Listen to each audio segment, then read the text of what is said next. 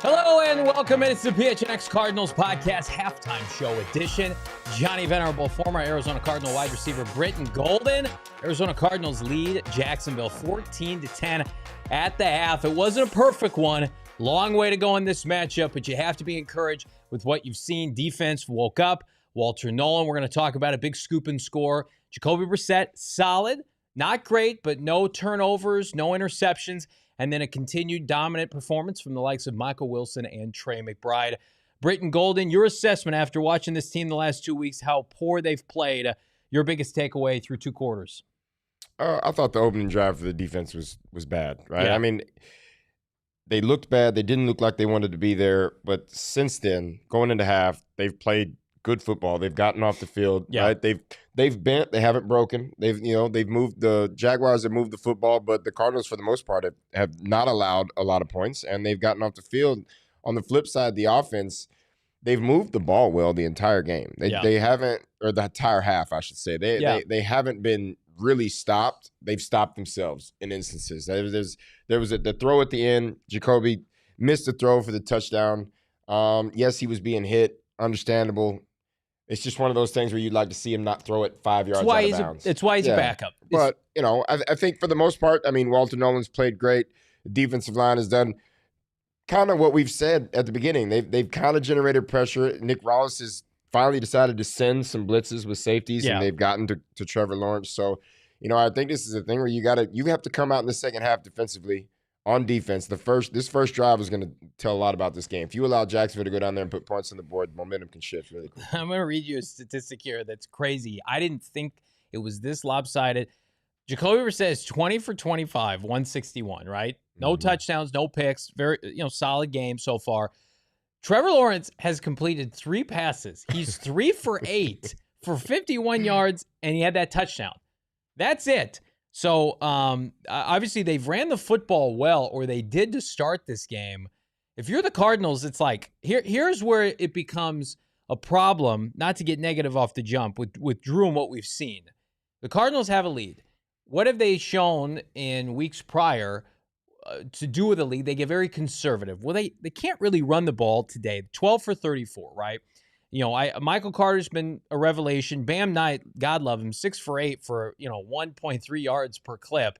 I think the Cardinals, your run game is unfortunately going to have to become the short passing game. Until you guys figure your own stuff out, until Trey Benson returns. That's why Michael Wilson 7 for 69, Trey McBride 6 for 52. I expect that to continue. Hell, it might double this half. And it might be while the Cardinals have a lead. Underneath, quick throws, getting the ball out fast. I don't see the Cardinals putting this game away by running the football. And then, on the flip side, I would love for Jacksonville to have to be one-dimensional because they've shown you they can't really do it, right? Trevor Lawrence, I think, are all of his completions in the first quarter? I don't even remember him completing a pass in the second quarter. Maybe. They don't have Brian Thomas Jr., to me, it's if the Cardinals, and it's really disappointing how they ended the half. Here's a plus: they completed a conversion on 2nd and 22. They got that first down, the hard count, that was great. The missed field goal's a killer. Obviously, Jacoby Brissett missing Xavier Weaver, that's tough. But if you were able to score at the end of the half, or you're able to score in the third quarter, and you make this a double-digit game, I think that's going to be very interesting because Jacksonville with Travis Etienne wants to run the football. So right now, looking at this game, let's flip to the defensive side of the ball. The defense to me is the catalyst for what's happening right now. And I'll remind everybody, we are presented by our friends at Gila River Resorts and Casinos. Visit playatgila.com for more information.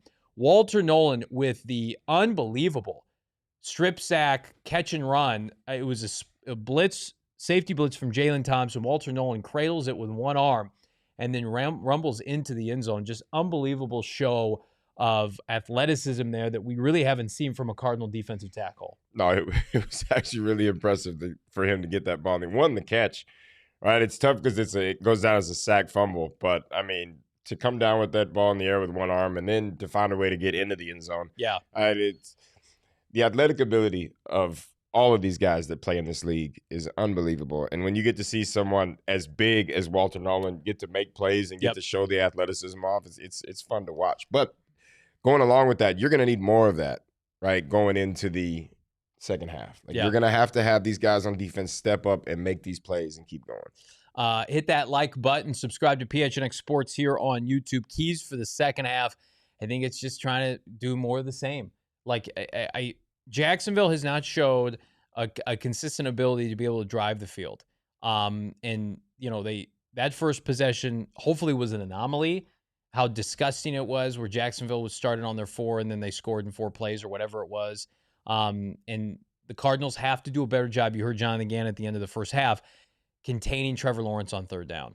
I mean, they have just a couple third down conversions, I think only 2, and both are via Trevor Lawrence's legs. So, you can see with this Jaguar team and what we talked about leading up to this game, Brittan, is this team is probably not as good as their record indicates, 6-4. I think they play well at home. They're a very opportunistic team, and they're a front-running team. But when they're down like this is a team that lost to Davis Mills. They basically, they win one, they lose one. They win one, they lose one. But their wins are so impressive in terms of the teams that they've beaten. It's hard to kind of, add up all the pieces. Here's what I know. They were asked to fly cross-country after a big emotional win over the Chargers last week. The Cardinals, they were primed to at least have a shot in this game. And they definitely do. I think if the Cardinals win the turnover battle, they will win this game. I think so. And it's going to start with this first drive, right? You don't necessarily need a turnover to start the first drive of the second half, right? But you need to get off the field. And you need to get off the field quickly and allow your offense to move the ball and find a way to put points on the board. And if you can do that, I think if you can score first in the second half and turn this into a double-digit lead, I think you have full control of this football game. I don't think Trevor Lawrence is done giving you the football. I think Trevor Lawrence looked shaken at the end of the half. His passes have not been particularly, well targeted. A lot of receivers having to jump for the football. We talked to our guy Brian Baldinger earlier this week, and Trevor Lawrence, he basically called him like a complimentary player. He's basically like a game manager for a lot of teams. And again, not to knock them, they're in a playoff push, and kudos to them. They're a better team than the Cardinals this season, but taking those sacks at the end of the game and I didn't love Jacksonville's game plan. I didn't understand kind of the thought process with 7 seconds there. So you love to see first career sack for Jordan Birch. And of course, Sweaty and Nolen, those guys, they're getting after it. They're going to dictate, in my opinion, the rest of this game for the Arizona Cardinals defensively. Offensively, I mean, it's rinse and repeat. Michael Wilson, 7 for 69. His only drop was on that kind of tough catch where maybe he didn't need to jump for that football. Otherwise, I mean, he's been sensational. Trey McBride has caught all 6 passes. I expect both of those players to get over 100 yards here. So we appreciate everybody watching. Do we have any super chats? No, we got one, $10 from our guy Shaft. Good effort in the first. Keep feeding Michael Wilson, Trey McBride. Best line of the day has to be from Brittan. I don't even own a computer. I have a friend that does everything on his phone. Go Cardinals. I mean, I don't really have to do a whole lot, so I don't really need a computer. But I guess everybody has computers these days. It's tough. I don't know. Do us a favor. Hit that like button. Subscribe to PHNX Sports here on YouTube. A reminder, we're going to jump right back to our watch along here. We had a capacity crowd. We're going to be hanging out for the second half, third and fourth quarter. And, of course, we're going to be covering the post game on this little football Sunday here with my guy Brittan, Bo Brock, Noah, and myself. So do us a favor. Jump over to the watch along. Can the Arizona Cardinals finish the job? Can they get a dub when they absolutely, if you're Jonathan Gannon, have to have it? We're going to find out. For Brittan, I'm Johnny Venerable. We'll see you on the postgame show. We all silly like the mayor.